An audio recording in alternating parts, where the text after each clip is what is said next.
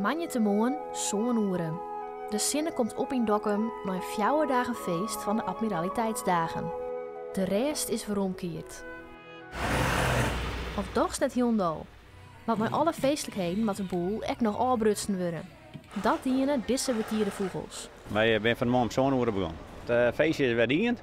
En ja, alles wordt weer demonteerd en opslaan in containers voor de volgende keer. Midden in dat afbrekwerk vrouw een paar mensen krijgt de sliep uit de eigen. Carola en Berend lezen haar een lemster aak pal voor het haatpodium. Een prachtig plakje, maar met al het geboren moet haast net ideaal wekken worden. Nou, vanmorgen wat minder natuurlijk, maar ja, er moet ook afgebroken worden. Dat maakt herrie. We komen elk jaar met de aak hierheen om Admiraliteitsdagen te vieren. Nou ja, het schip is voor de organisatie en die mogen mensen uitnodigen om hier met ons het feest te komen bekijken. Ja, het is bijna aanraakniveau. Als we artiesten dan hier opkomen, op de uitloop van het podium, ja, dat is heel bijzonder.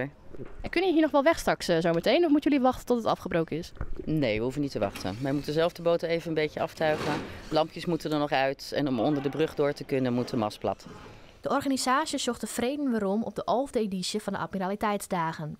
Vorig jaar kwamen er zo'n 115.000 mensen op het feest al. Maar er wordt dat aantal dit jaar echt ontikt. Ja, ik denk dus gelijk. Ik denk dat het zich beter spreidt heeft, met name ik Oudai. Wat we zeggen is dat het voorheen volle meer concentreert op de joentijden, op vreemde en sneunjonnen. Dat we nou bijvoorbeeld op sneunen echt een heel goed programma hier. En dat het wel succesvol was. Takom hier met Dokkum het zonder Admiraliteitsdagen dwaan.